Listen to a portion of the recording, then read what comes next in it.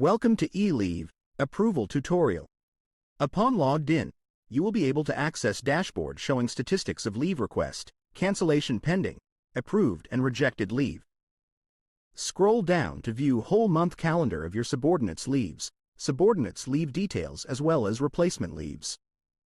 Navigate to Approve, Reject menu to approve or reject pending leave and replacement leave request. Select one or all pending leave to approve or reject. You can drop down to select leave type and status of leaves. As an approver, you can also apply leave on behalf of your subordinates. After completing the form, please ensure to click Apply. Easily print reports and export these records to PDF and Excel. You can filter leave records by date from and date to, employee number, as well as status. The final menu of the approval is Messages.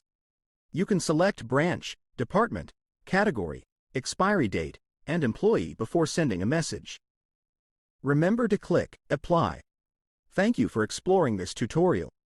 For further assistance, please contact us at 03-214-87670 or 012-203-7670.